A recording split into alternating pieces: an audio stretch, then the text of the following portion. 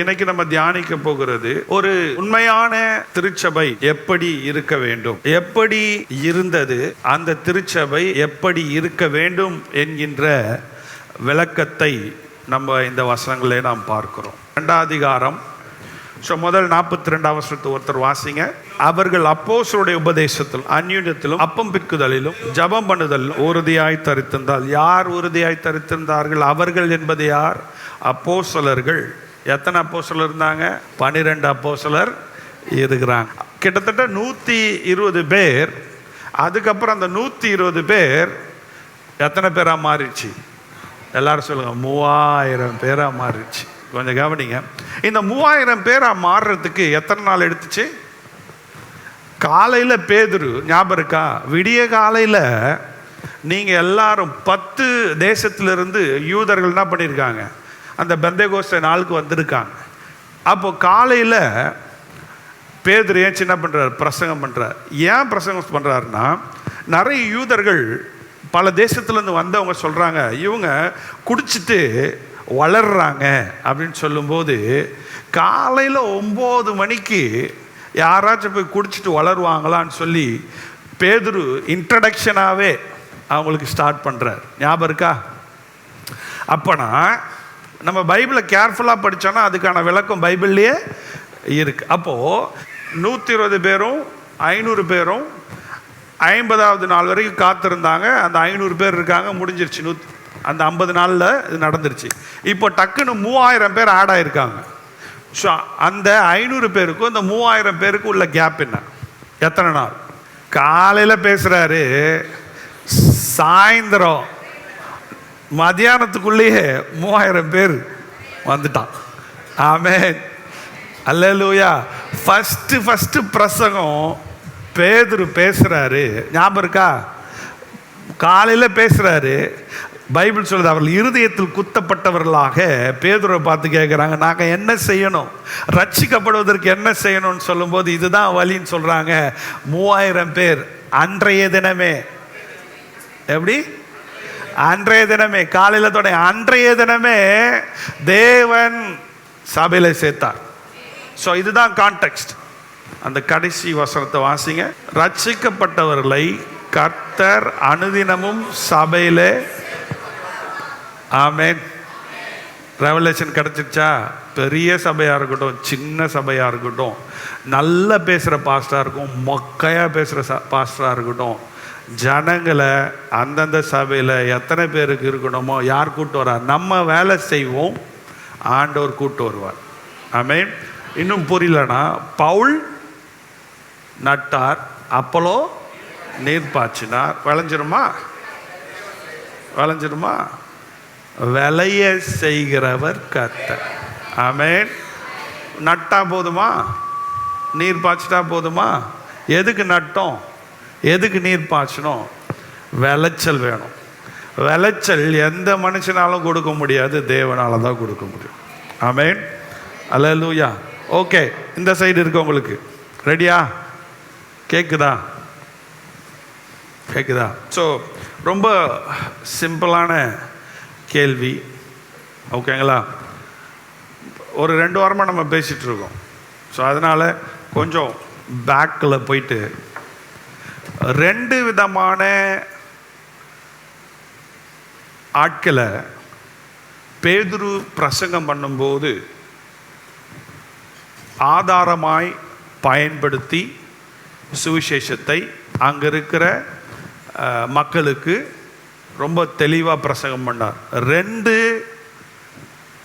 2 ஆட்கள், பைபிளில் இருக்கிற 2 ஆட்களுடைய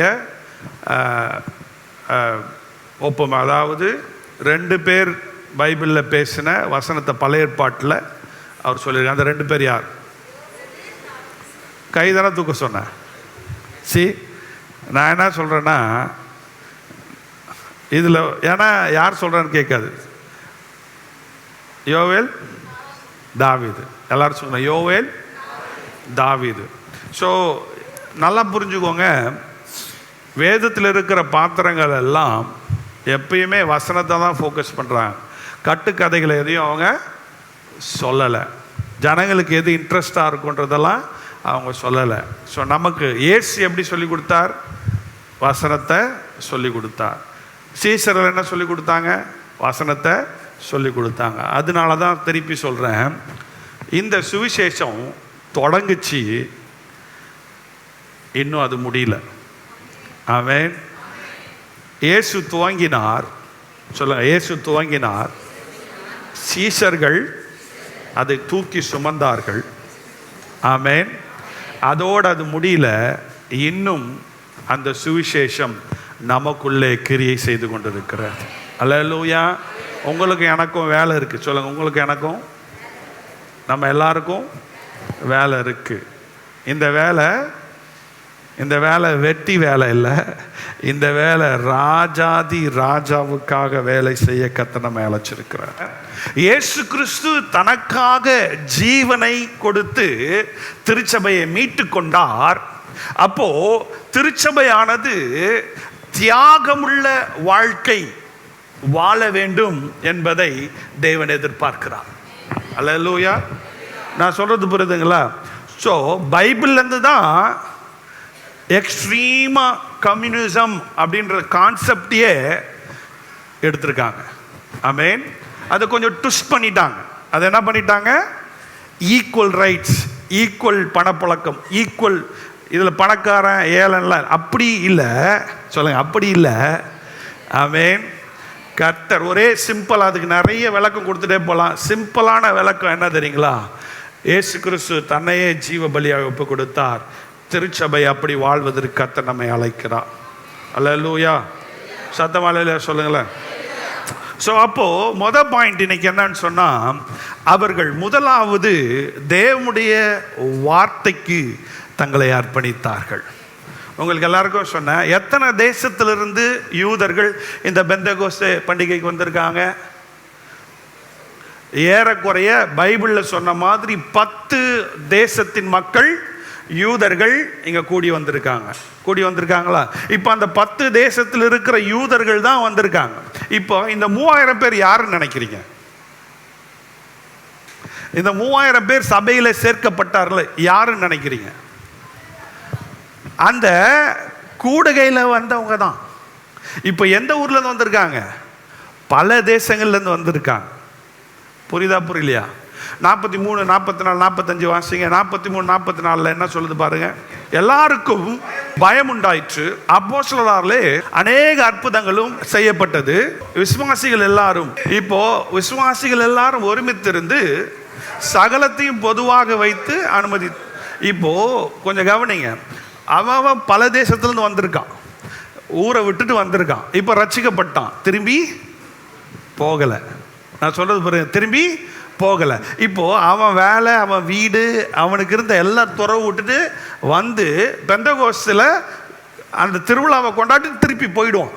ஆனால் அங்கே 3000 பேர் ரட்சிக்கப்பட்ட உடனே திருப்பி போகல. புரியுதா? அப்போது ஒரு சிலர் இதை எடுத்துக்கிட்டு என்ன பண்ணுவாங்கன்னா, லிட்ரலாக இன்னைக்கு எல்லாரும் என்ன பண்ணணும், ஒருத்தருக்கு ஒருத்தர் இருக்கிறதெல்லாம் விற்றுட்டு ஒருத்தருக்கு ஒருத்தர் ஷேர் பண்ண. அங்கே இருந்த கான்டெக்ஸ்ட் என்னன்னா, அவன் பெந்தகோஸ்தைக்கு வந்துட்டான், இப்போது திரும்பி போகல. அவங்க பிள்ளைங்க அவங்க குடும்பமாக கூப்பிட்டு வந்துட்டான். இப்போ அவங்க எங்கே தங்குவாங்க? என்ன சாப்பிடுவாங்க? என்ன வேலை இருக்குது? அப்போது அங்கிருந்த விசுவாசிகள் என்ன பண்ணாங்கன்னா, வாங்க, நீங்கள் ரட்சிக்கப்பட்டீங்கல்ல, இப்போ உங்களுக்கு திரும்பி போகிறதுக்கு வழி இல்லைல்ல, வீடு இல்லை, வேலை இல்லை, சாப்பிட்றதுக்கு வழி இல்லை, எங்கள் வீட்டில் வாங்க, எங்கள் வீட்டில் வந்து இருங்க, கொஞ்ச நாள் எங்கள் வீட்டில் இருந்து என்ன பண்ணுங்க, தேவனை பற்றி அறிஞ்சுக்கோங்க, அதுக்கப்புறம் வேலைக்கு போங்க, அதுக்கப்புறம் சம்பாதிங்க. ஆமென். இன்னொன்று, அப்போஸ்தலர் புஸ்தகம் 1ஆம் அதிகாரம். ஏன்னா இந்த 44, 45 வசனம் நிறைய பேர் விளக்குறதும் இல்லை, அதை பற்றி பேசுகிறதும் இல்லை. ஆமென். நிறைய நேரத்தில் நீங்களும் வாசிச்சிருப்பீங்க, உங்களுக்கும் புரியாது. 45ஆம் வசனத்தில் அதை குறித்து சொல்லப்பட்டிருக்குது. நான் என்ன சொல்ல வரேன்னா, அப்போஸ்தலர் 1:8 வாசிங்க. பரிசுத்தாவி உங்களிடத்தில் வரும்போது நீங்கள் பலனடைந்து எருசலேமிலும் யூதேயா முழுவதிலும் சமாரியாவிலும் பூமியின் கடைசி பரியந்தம் எனக்கு சாட்சிகளாய் இருப்பீர்கள் என்று யார் சொன்னா? இயேசு சொல்றார். சொல்லிட்டு 9ஆம் வசனத்துல என்ன நடக்குது பாருங்க. இவைகளை அவர் சொன்ன பின்பு உயர எடுத்துக்கொள்ளப்பட்டார். கொஞ்சம் கவனிங்க, அவர் உயர எடுத்துக்கொள்ளப்பட்டார் வசனம் முடிக்கல. அவர் கண்ணுக்கு மறைவாக ஒரு மேகம் அவரை எடுத்துக்கொண்டது, அதுவும் முடியல. அவர் போகிற பொழுது இதோ வெண்மையான வஸ்திரம் தரித்திருக்கிறவர்கள் அவர்கள் அருகே நின்று, கலிலேயாகிய மனுஷரே, நீங்க ஏன் வானத்தை அண்ணாந்து பார்த்துட்டு இருக்கீங்க? உங்களிடத்திலிருந்து வானத்துக்கு எடுத்துக்கொள்ளப்பட்ட இந்த இயேசுவானவர் எப்படி உங்க கண்களுக்கு முன்பாக வானத்துக்கு எடுத்துக்கொள்ளப்பட்டாரோ அப்படியே மறுபடியும் வருவார் என்றார். எப்ப வருவார் என்னாரு? எப்ப வருவார்னு சொன்னாரு? வருவார். எப்படி போனாரோ அப்படி. இப்போ நீங்க அந்த சீஷர்கள் மாதிரி அங்க நின்றுட்டு இருந்தீங்கன்னா உங்களுக்கு என்ன கேட்டுச்சு? எனக்கு என்ன கேட்டுச்சு? எப்படி போனாரோ அப்படியே வருவார். இப்போ 3ஆம் நாள் உயிர் தெழுந்தார்னு இருக்கு. வருவார்னு சொன்னாங்க. இவர் எப்படி உயிர் தெழுவார்னு சொன்னாரோ அந்த மாதிரி உயிர் தெழுந்தார். பிறப்பார் சொன்னாரோ அந்த மாதிரி பிறந்தார். அப்போ வருவார்னு சொன்னாரோ வருவார். எத்தனை பேர் நம்புறீங்க? அப்போ அதை முகமுகமா பார்த்தவங்க they felt it so urgency. எப்படின்னா வருவேன் அப்படின்னு சொன்ன உடனே அதில் அவங்க லைட்டா எடுத்துக்கல. எல்லாரும் சொல்லுங்க, லைட்டா எடுத்துக்கல. உடனே வரப்போறாரு. அப்போ நம்ம அதுக்கு என்ன பண்ணுவோம்? ஆயத்தமாவோம். ஆமென். அப்போ அதுதான் அங்கே நடக்குது. அதனால அவர்கள் என்ன பண்ணுறாங்க? ஒரு பக்கம் வேறு நாடுகள்லேருந்து வந்தவர்களுக்கு வீடும் சாப்பாடும் வேலையும் கொடுத்து எல்லாத்தையும் ஷேர் பண்ணுறாங்க. இன்னொரு பக்கம் சீஷர்கள் அங்கே இருக்கிற அப்போஸ்தலர்லாம் ஏசி இப்போ வரப்போகிறாரு, அதுக்கு நம்ம என்ன பண்ணுவோம்? உயிரே போனாலும் பரவாயில்ல, ஆத்துமாக்களை ஆதாயம் செய்வோம். அல்லேலூயா. அதில் நிறைய இரத்த சாட்சிகள் மரித்தார்கள். நிறைய பேர் சிதறடிக்கப்பட்ட 8ஆம் அதிகாரத்தில் சிதறடிக்கப்பட்டது. 8ஆம் அதிகாரத்திலேருந்து ஒவ்வொருத்தவங்க சிதறடிக்கப்பட்டாங்க. சிதறடிச்சு எங்கெங்கெல்லாம் போனாங்களோ அங்கெல்லாம் ஒரு ஏவுகணையா, எப்படி ஏவுகணையா, சும்மாலாம் போல. அங்கே போய் அவங்க விழுந்தாங்கன்னா அந்த எபேசி பட்டணத்தில் போய் விழுந்தாங்கன்னா எபேசி பட்டணத்துக்கு இயேசு. கொருந்து பட்டணத்தில் போய் அந்த ஏவுகணை விழுந்துச்சுன்னா கொருந்து பட்டணத்தில் இயேசு. ஆமென். அல்லேலூயா. புரியுதா? அந்த அளவுக்கு ஒரு துடிப்பு, அந்த அளவுக்கு ஒரு பாரத்தில் செயல்பட்டாங்க. அப்போ இந்த அளவுக்கு அப்போஸ்தலர்கள் தேவன் மேல வைராக்கியமும் வாஞ்சியும் இருக்கும்போது முதல்ல அவங்களுக்கு முக்கியத்துவமாக இருந்தது என்ன தெரியுங்களா? டிவோஷன்.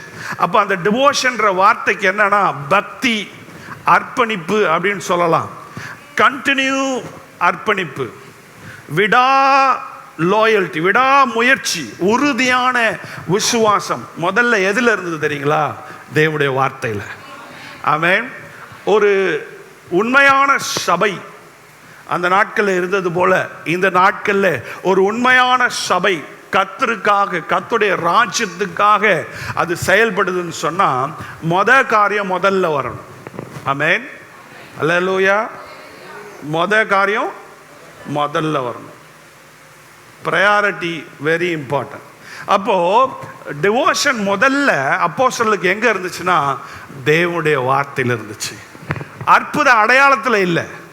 43ஆம் வசனம் சொல்லுகிறது, அவர்கள் செய்த அற்புத அடையாளங்களை கண்டு அங்க இருக்கிற ஜனங்கள் பயந்தார்கள். ஆமென். ஏன் இதை சொல்றேன்னா, இன்னைக்கு சபை ஸ்தாபிப்பதற்கு நாம் பயன்படுத்துகிற உபயோகிக்கிற காரியம் என்னன்னா அற்புத அடையாளம். ஆமென். ஆனால் அப்போஸ்தலர்கள் அற்புத அடையாளத்தில் முதல்ல பயன்படுத்தல, தேவனுடைய வார்த்தையை பயன்படுத்தினார்கள். இதுக்கெல்லாம் ஆமென் சொல்ல மாட்டீங்களே? அல்லேலூயா. அற்புத அடையாளங்கள், இன்னைக்கு அற்புதம் நடக்கும், நாளைக்கு திருப்பி அற்புதம் நடக்காம ஆகலாம். இன்னைக்கு எனக்கு வியாதி இருக்கும், வியாதி சுகம் ஆகலாம், நாளைக்கு அந்த வியாதி திருப்பி வரலாம். ஆனா குமாரன் தேவனுடைய வார்த்தையினாலே உங்களை விடுதலை ஆக்கினால் நீங்கள் மெய்யான விடுதலையை தேவனுடைய வார்த்தையினால் பார்க்க முடியும். தேவனுடைய வார்த்தையினால எனக்கு மெய்யான விடுதலை உண்டு. உன் பிள்ளைகள், உன் குடும்பம், உன் கணவர், மனைவி, இந்த உலகம், இந்த உலகத்தில் உள்ளவைகள், இந்த தேசம், இந்த தேசத்தில் உள்ள ஒவ்வொரு காரியங்களும் தேவனுடைய வார்த்தைக்கு நீங்க இடம் கொடுத்தீங்கன்னா அந்த தேவனுடைய வார்த்தை நமக்குள்ளாக தாக்கத்தை உண்டாக்கும். ஆமென். ஒருவேளை ஸ்லோவா இருக்கலாம். எல்லாம் சொல்லுங்க, ஸ்லோவா இருக்கலாம். ஆமென். சொல்லுங்க, ஸ்லோவா இருக்கலாம். ஆமென். ஆனால் அதனுடைய விளைவு பெருசா இருக்கும். ஆமென். எல்லாவற்றை காட்டிலும் அற்புத அடையாளங்களை காட்டிலும் தேவனுடைய வார்த்தை தான் பிரதானம், அதுதான் அஸ்திபாரம் என்பதை அப்போஸ்தலர்கள் தெளிவாய் தெரிந்து கொண்டார்கள். அல்லேலூயா. இன்னும் யாக்கோபு எழுதின நிருபம் 1:22 வாசிக்கிறோம், வெறும் வசனத்தை கேட்கிறவர்களாக அல்ல, செய்கிறோம். இன்னைக்கு நிறைய கேட்கிறோம், ஆனா செய்யறதில்லை. அப்போ இன்னைக்கு ஆண்டவர் நம்ம பார்த்து கேட்கிறார், ஆதி அப்போஸ்தலர்கள் அப்போஸ்தலருடைய உபதேசத்தில் தரித்திருந்தார்கள், நான், என் குடும்பம், என் சபை தேவனுடைய வார்த்தைக்கு கீழ்ப்படுகிறதா? விசுவாச வாழ்க்கைனா என்னன்னு தெரியல. ஆமென். இரண்டாவது நம்ம வாசிக்கிறோம், அவர்கள் பக்தியுள்ள அல்லது ஐக்கியத்திற்கு தங்களை அர்ப்பணித்தார்கள். எல்லாரும் சொல்லுங்க, ஐக்கியத்திற்கு தங்களை அர்ப்பணித்தாங்க. ஐக்கியத்தில், ஆவிக்குரிய ஒருமனத்தில், கிரேக்க பாஷையில் கொய்னோனியா அப்படின்னு சொல்லப்பட்டிருக்கு. அதனுடைய அர்த்தம் partnership, sharing life, spiritual unity. ஆவிக்குரிய ஒருமனத்தில் நாம் கொண்டு வர வேண்டும். ஆமென். இப்போ உலக பிரகாரமான ஃபெல்லோஷிப்புக்கும் சோஷியல் ஆண்டுடைய கேதரிங்கும் வித்தியாசம் இருக்குது. ஒரு 4 காரியத்தை சொல்கிறேன். முதல்ல ஸ்பிரிச்சுவல் growth அல்லது ஸ்பிரிச்சுவல் ஃபெல்லோஷிப் அப்படின்னு சொன்னால் அது எப்படி இருக்கும்னா, ஆவிக்குரிய வாழ்க்கையில் சேர்ந்து வளருவோம். இது வெறும் சர்ச் ஒரு சோஷியல் கேதரிங்காக இருந்துச்சுன்னா டெம்பரரி என்ஜாய்மெண்ட். என்னது? வந்தோம், என்ஜாய் பண்ணோம், நான் போயிட்டே இருக்கிறேன். இன்னைக்கு நிறைய சர்ச் அப்படி இருக்கு. ஆமென். நம்ம சர்ச் அப்படி மாறிட கூடாது. இன்னொன்று,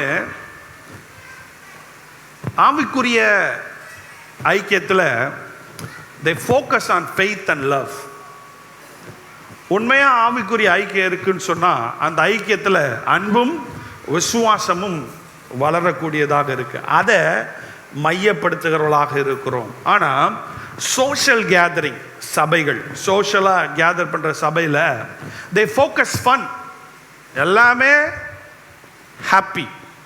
நீ தப்பு பண்ணு, நீ என்ன வேணா பண்ணு, நீ எப்படி வேணா இரு, வா சந்தோஷமாக வா, பாடு, எதை பற்றியும் சொல்கிறத. நீ 2 பொண்டாட்டி வேணா வச்சுக்கோ, 3 பொண்டாட்டி வேணா வச்சுக்கோ, நீ என்ன வேணா பண்ணிட்டு வா, உன்னை யாரும் எதுவும் சொல்லக்கூடாது, சொல்லவும் மாட்டாங்க.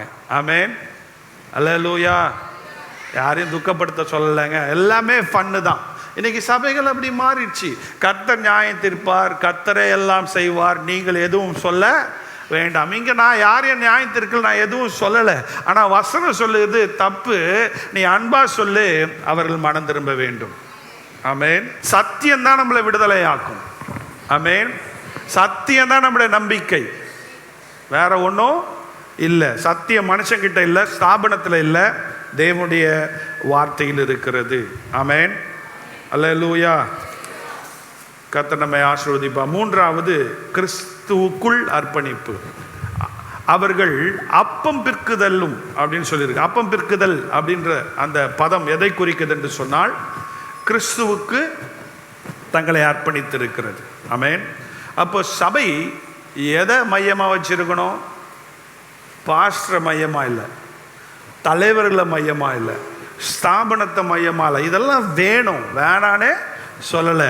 கிறிஸ்துவே சபைக்கு தலையாக இருக்கிறார். அல்லேலூயா. வேதம் சொல்லுகிறது, யோவானுக்கு எழுதின சுவிசேஷம் 15:5 அவரை அல்லாமல் நம்மால் ஒன்றும் செய்ய முடியாது என்று சொல்லப்பட்டிருக்கிறது. ஆகவே இந்த கால வேளையில் கர்த்தர் நம்ம சபைக்கு, இங்க இருக்கிற மக்களுக்கு பேசுகிற தெளிவான உபதேசம் என்னவென்று சொன்னால், ஆதி அப்போஸ்தலர்கள் முதலாவது உபதேசத்துக்கு தங்களை அர்ப்பணித்தார்கள், இரண்டாவது ஐக்கியத்துக்கு தங்களை அர்ப்பணித்தார்கள், மூன்றாவது கிறிஸ்துவுக்கு தங்களை அர்ப்பணித்தார்கள். ஆமென். அல்லேலூயா. அப்படின்னா ஒரு பாஸ்டரா பில்டிங்கையோ ப்ரோக்ராமையோ நம்ம பெருசாக மையப்படுத்த வேண்டாம். கிறிஸ்து இயேசு நமக்காய் மரித்தார், அடக்க பண்ணப்பட்டார், 3ஆம் நாளில் உயிர்த்தெழுந்தார், மீண்டும் வரப்போகிறார் என்கின்ற அந்த கிறிஸ்துவில் மையமாயிருக்கிற நம்பிக்கை தான் நம்ம சபைக்கான வெற்றி, உங்கள் குடும்பத்திற்கான வெற்றி. ஆமென். அல்லேலூயா. கொலோசியர் புஸ்தகம் 1:18 வாசிக்கிறோம், கிறிஸ்துவே சபைக்கு தலைவராக இருக்கிறார். பிலிப்பியர் 3:8 நாம் வாசிக்கிறோம். அது மாத்திரமல்ல, கர்த்தராகிய கிறிஸ்து இயேசுவை அறிகிற அறிவின் மேன்மைக்காக எல்லாவற்றையும். சரி, இந்த வார்த்தை நீங்க சொல்லுவீங்களா, நான் சொல்வேனா? இப்போ பவுல் என்ன சொல்ல வர்றாருன்னா, கிறிஸ்துவை அறிகிற அறிவின் மேன்மைக்காக நான் எல்லாவற்றையும் என்ன பண்ணியிருக்கிறேன், நஷ்டம் என்று கருதுகிறேன்.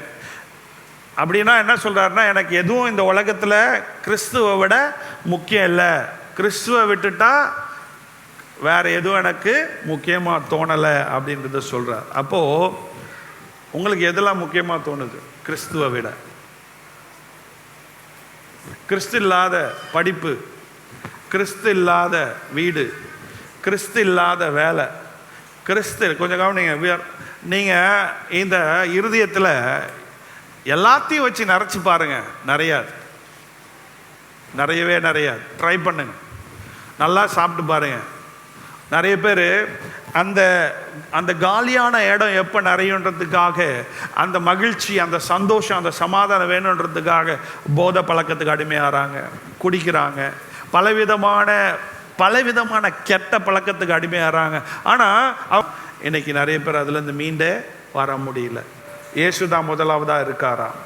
என் வாழ்க்கையில் பொக்கிஷன்னு சொன்னால், என்னுடைய வெற்றின்னு சொன்னால், என்னுடைய படிப்பா, எனக்கு பின்னாடி இருக்கிற பட்டமா, இல்லை எனக்கு இருக்கிற பிஸ்னஸா, இல்லை எனக்கு இருக்கிற மணியோ, எனக்கு இருக்கிற பதவியோ பட்டமா அப்படின்னு கேட்டால் இல்லவே இல்லை. என்னோட வெற்றி என்று சொன்னால் கிறிஸ்துவாக இருக்கிறார். என்னுடைய ஜெயம் என்று சொன்னால் கிறிஸ்துவாக இருக்கிறார். அல்லேலூயா. வாயில் நிறைய பேர் சொல்லுவாங்க, கிறிஸ்து தான் எனக்கு ஜீவன், சாவு எனக்கு ஆதாயம்னு சொல்லுவாங்க. ஆனால் வெளியில் பேசும்போது தங்களுடைய வெற்றியை பெருசாக பேசுவாங்க. ஆமென். வாய் ஒன்று சொல்லுது, இருதயம் ஒன்று சொல்லுது. அப்போ வாய் சொல்றது உண்மை இல்லை, இருதயம் சொல்றது தான் உண்மை. அதனால இந்த ஆதி அப்போஸ்தலர்கள் இயேசுவை மையமாய் வைத்திருந்தார்கள். 4வது, ஜபத்திற்கு தங்களை அர்ப்பணித்தார்கள். 42 ஜபத்திற்கு தங்களை அர்ப்பணித்தார். சொல்லுங்க, ஜபத்திற்கு நம்மை அர்ப்பணிப்போம். அவங்க தொடர்ந்து ஜெபித்தாங்க, கூடி ஜெபித்தாங்க, தைரியமாக ஜெபித்தாங்க. தொடர்ந்து ஜெபித்தாங்க, கூடி ஜெபிச்சாங்க, தைரியமாக ஜெபிச்சாங்க. ஆமென். தேவனுடைய சமூகத்தில் அமர்ந்திருப்பதினால கர்த்தர் வெற்றியை கொடுத்தார் என்று சொல்லி அவர்கள் நம்பினார்கள். ஜெயம் ஜபத்தினால் வந்தது என்று சொல்லி நம்பினார்கள். மனுஷனால் செய்யக்கூடாத காரியங்கள், மனுஷ மூளையால் செய்யக்கூடாத காரியங்கள் முழங்காலினால் செய்ய முடியும் என்று சொல்லி நம்பினார்கள். அதற்கான ஜெயத்தை நீங்கள் அந்த வசனத்தில் பார்க்க முடியும். ஆமென். உங்கள் ஃபோன் பவர் இல்லாமல் இருக்கும்னா அது எவ்வளோ விலையேற பெற்ற ஃபோனாக இருந்தாலும் அதுக்கு பிரயோஜனம் இல்லை. அந்த மாதிரி உங்கள் குடும்பத்தில், உங்கள் சபையில் ஜபம் இல்லை என்று சொன்னால் அதில் வல்லமையே இல்லை. அது எவ்வளோ விலை மதிப்பற்ற கட்டிடமாக இருக்கலாம், அதுக்கு எவ்வளோ மகிமை நிறைஞ்ச காரியமாக இருக்கலாம், அதனாலே பிரயோஜனம் இல்லை. ஆமென். அல்லேலூயா. ஆகவே அப்போஸ்தலர்கள் முதலாவதாக தங்களை தேவனுடைய வார்த்தைக்கு அர்ப்பணித்தார்கள், 2வதாக ஐக்கியத்திற்கு அர்ப்பணித்தார்கள், 3வதாக கிறிஸ்துக்கு அர்ப்பணித்தார்கள், 4வதாக ஜபத்திற்கு அர்ப்பணித்தார்கள். அப்போ நான் தொடர்ந்து ஜெபிக்க வேண்டும். ஜபம் என்பது ஆப்ஷன் இல்லை, எல்லாரும் ஜெபிக்கலாம். ஆமென். சின்னவங்களும் ஜெபிக்கலாம், பெரியவங்களும் ஜெபிக்கலாம், வயசானவங்களும் ஜெபிக்கலாம்.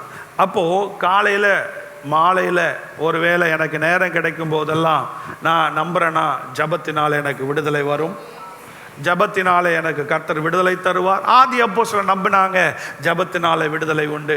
பாஸ்டர் உங்களுக்காக ஜெபிக்கிறது வேற, மற்றவங்க உங்களுக்காக ஜெபிக்கிறது வேற. உங்களுக்காக, உங்கள் பசிக்காக மற்றவங்க சாப்பிட்டா உங்கள் பசி ஆறாது, உங்கள் பசிக்கு நீங்கள் சாப்பிடணும். ஆமென். அப்போனா நீங்கள் ஆண்டவர் சமூகத்தில் ஜெபம் பண்ணுங்க. ஆண்டவரே எனக்கு கஷ்டமாக இருக்குது, ஆண்டவரே எனக்கு வேதனையாக இருக்குது. ஆதி அப்போஸ்தலர் ஜெபம் பண்ணாங்க, ஜெபத்தில் உறுதியாய் தரித்திருந்தாங்க. அப்போனா நீங்கள் நம்ம எல்லாரும் என்ன பண்ணுவோம், நமக்கு ஒரு ஆப்பர்ச்சுனிட்டி ஆண்டவர் கொடுத்துருக்காரு. இந்த மே மாதத்தில் பிள்ளைங்களா வீட்டில் இருக்கிறீங்களா, சும்மா இருக்கீங்களா, சர்ச்சு திறந்துருக்கு, எல்லாரும் வாங்க ஜெபிக்கலாம். ஆமென். செயின் பிரேயர் ஸ்டார்ட் பண்ணி ஜெபம் பண்ணுங்க. குடும்பமாக வாங்க, ப்ரேயர் பண்ணுங்கள். ப்ரேயர் ரிக்வெஸ்ட் நிறைய இருக்குது. நம்ம தேசத்துக்காக ஜெபிக்கலாம், நம்ம சபைக்காக ஜெபிக்கலாம், இந்த ஏரியாக்காக ஜெபிக்கலாம். ஜெபத்தில் உறுதியாய் தரித்திருக்கும் போது நம்மால் செய்ய முடியாத காரியத்தை கர்த்தர் நமக்காய் செய்து கொண்டிருக்கிறார். நம்ம பார்க்காத காரியத்தை, நம்ம கேட்காத காரியத்தை, நம்ம அனுபவிக்காத காரியத்தை நமக்கு பின்னாடி இருந்து கர்த்தர் நமக்காய் பெரிய காரியங்களை செய்து கொண்டிருக்கிறார். அல்லேலூயா. ஆகவே ஆதி அப்போஸ்தலர்கள் ஜெபத்தில் தங்களை அர்ப்பணித்தார்கள். ஐந்தாவதாக நான் வாசிக்கும் போது 43ஆம் வசனத்தில் அந்த வசனம் சொல்லுகிறது, அவர்கள் பரிசுத்தத்திற்கு தங்களை அர்ப்பணித்து பரிசுத்த வாழ்க்கைக்கு தங்களை அர்ப்பணித்திருக்கிறார்கள். அப்படின்னா அவங்க வாழ்ந்த வாழ்க்கை பரிசுத்தமாக இருந்ததுனால அங்கே இருக்கிறவர்கள் அவர்களை பார்த்து பயந்தாங்க. அவங்க உலகத்துக்கு ஒத்த வேஷம் தரிக்கலை, அவங்க வித்தியாசமான பயந்தாங்கன்றது அந்த தமிழில் இருக்குது, இங்கிலீஷ்லேயும் ஃபியர்னு இருக்குது. பட் அது எப்படிப்பட்ட பயம், அது எப்படிப்பட்ட ஃபியர்னா அவங்க மேலே இருக்கிற ஒரு மரியாதை, அவங்க மேலே இருக்கிற ஒரு மரியாதை, அவங்க மேலே இருக்கிற அந்த மரியாதை. இப்போ தேவன் மேலே நமக்கு மரியாதை இருக்கும்போது அவர் பரிசுத்தமாக இருக்கார், நாமும் பரிசுத்தமாக இருக்கணுன்ற ஒரு பயம் வருதுல்ல. அது எதனால வருது? அவர் நம்மளை அடிப்பார் அப்படின்றதுனால. அவர் எவ்வளோ தூய்மையானவர், அவருடைய வாழ்க்கை எவ்வளோ மகிமையானது. அப்போ நான் அவர் பிள்ளையாக இருந்தால் நானும் வாழணுன்ற ஒரு ஆசை இருக்குல்ல. அந்த மாதிரி அன்னைக்கு சீஷர்கள் பரிசுத்தமாக வாழ்கிறத பார்க்கும்போது, அவங்க உலகத்துக்கு ஒத்த வேஷம் தரிக்காமல் வாழ்கிறத பார்க்கும்போது அங்கே இருக்கிற மக்கள் அவர்களை பார்த்து அவ்வளோ மரியாதையா, அவ்வளோ கனமா, அந்த மரியாதை பயமாய் வெளிப்பட்டது என்று சொல்லி இந்த வசனத்தில் வாசிக்கிறோம்.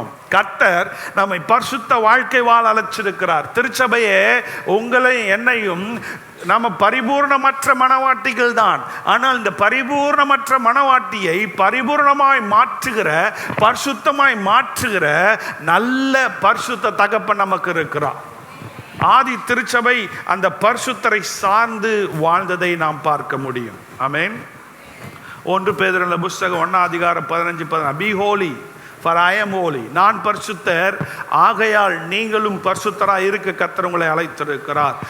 சங்கீதம் எழுதின புஸ்தகம் 51ஆம் சங்கீதம் 10ஆம் வசனத்தில் தாவீது ஜெபிக்கிறார், ஆண்டவரே சுத்தமுள்ள இருதயத்தில் என்னை சிருஷ்டியும், நிலைவரமான ஆவி எனக்கு தாரும் என்று சொல்லி ஜெபிக்கிறார். இந்த வெளியில் திருச்சபை மக்களே, நாம் எல்லாரும் அசுத்தம் உள்ளவர்கள், நம் கண்களில் அசுத்தம் நிறைந்தவர்கள், நம் இருதயத்தில் அசுத்தம் நிறைந்தவர்கள், நாம் செய்கிற செய்கையில் அசுத்தம் நிறைந்தவர்கள். தாவீது ஜெபிப்பது போல திருச்சபையா நாம் ஜெபிப்போமானால், ஆண்டவரே நீர் என்னை சுத்திகரியும், ஈசோப்பினால் என்னை கழுவும், நீர் பரிசுத்தர், ஆகையால் என்னை நீர் பரிசுத்தமாக்கும் என்று சொல்லும்போது பரிசுத்தத்தின் தேவன் நம்மை பரிசுத்தமாக்குவார். அல்லேலூயா. பரிசுத்தமாக்குறதுக்கு வழி என்ன? பரிசுத்தமாக்குங்கன்னு சொல்லி கேட்டால் பரிசுத்தமாக்குவார். வாயை மூடிட்டு நான் வந்துட்டு போகிற மாதிரியே போனேன்னா பரிசுத்தமாக முடியாது. பராக்கு பார்த்துட்டு போகிறதுனால பரிசுத்தமாக முடியாது. சர்ச்சுக்கு வந்துட்டேன், வசனத்தை கேட்டுட்டேன், பாட்டு பாடிட்டேன் அப்படின்னா பரிசுத்தமாக முடியாது. வாயை திறந்து, ஆண்டவரே நான் உங்கள் பிள்ளை, நான் போன வாரம் ஃபுல்லாக நிறைய தப்பு பண்ணியிருக்கிறேன், அதெல்லாம் படம் போட்டு பார்த்தா யாருமே பார்க்க முடியாது, அவ்வளோ தப்போட வந்திருக்கிறேன், என்னை நீங்கள் பரிசுத்தமாக்குங்கப்பா, என்னை நான் பலியாய் ஒப்பு கொடுக்கிறேன்னு சொல்லும்போது கர்த்தர் நம்மை பரிசுத்தமாக்குகிறார். அல்லேலூயா. கடைசியா 46-47 நம்ம வாசிக்கிறோம், அவர்கள் ஆராதனையிலும் சுவிசேஷ ஊழியத்திலும் உறுதியாய் தரித்திருந்தார்கள். ஆமென். 46-47 அவர்கள் தேவனை ஆராதித்தார்கள். அப்படி ஆராதித்து அவர்கள் ஊழியம் செய்த போது தினந்தோறும் தேவன் சபையில ஆத்துமாக்களை கூட்டி சேர்த்தார். ஆமென். அல்லேலூயா. ஸோ பாயிண்ட் நம்பர் 1, தேவனுடைய வார்த்தைக்கு அர்ப்பணித்தார்கள். பாயிண்ட் நம்பர் 2, ஐக்கியத்தில் தங்களை அர்ப்பணித்தார்கள், கிறிஸ்துவுக்கு தங்களை அர்ப்பணித்தார்கள். 4வது பாயிண்ட், ஜபத்திற்கு தங்களை அர்ப்பணித்தார்கள். 5வது, பரிசுத்தத்திற்கு அர்ப்பணித்தார்கள். தாராள குணத்திற்கு தங்களை அர்ப்பணித்தார்கள். ஆராதனை மற்றும் ஊழியத்திற்கு தங்களை அர்ப்பணித்தார்கள். காலை வேளையில், ஆண்டவரே நான் பரிசுத்தம் இல்லாமல் இருக்கேன், உங்களை என்னை நீ பரிசுத்தமாக்கும். ஆண்டவரே ஜபம் எனக்கு கம்மியாக இருக்குது, ஜபத்தில் கர்த்தர் நம்மை பலப்படுத்தும். ஆண்டவரே சபை ஐக்கியம் எனக்கு கம்மியாக இருக்குது, டைமுக்கு வர்றதில்லை, ஆண்டவர்கிட்ட கேளுங்க, ஆண்டவரே நான் ஐக்கியத்தை நான் தேடுகிறேன். உங்களுக்கு சபையில் அதுக்கான வாய்ப்பை நம்ம கொடுத்துருக்குறோம். ஆமென். அல்லேலூயா. ஸோ இப்போ இதெல்லாம் கேட்டுட்டு அப்படியே போகிறதுக்கு இல்லை. இதெல்லாம் கேட்டுட்டு ஆண்டவரே இதிலெல்லாம் நான் குறையா இருக்கேன், இதிலெல்லாம் என்னை நான் திருத்திக்கிறேன் அப்படின்னு நீங்கள் சொல்லும்போது கர்த்தர் நமக்கு உதவி செய்ய உண்மை உள்ளவராக இருக்கிறார். அல்லேலூயா. சத்தம் அல்லேலூயா சொல்லுங்களேன். இப்போ இதுக்கெல்லாம் தேவையானவர் யார் தெரியுமா? பரிசுத்த ஆவியானவர். யார் வேணும்? யார் வேணும்? யார் கூப்பிட்டா பரிசுத்த ஆவியானவர் வருவார்? யார் கூப்பிட்டா வருவார்? யார் கூப்பிட்டா வருவார்? பாஸ்டர் கூப்பிட்டா ஒண்டி தான் வருவாரா? யார் கூப்பிட்டாலும் வருவாரா? வருவாரா? வேணுமா? அனுபவிக்கணுமா? ஸோ கடைசியாக இங்கேருந்து போகும்போது அவருடைய நிறைவோடு கூட நாம் கடந்து செல்வோம்.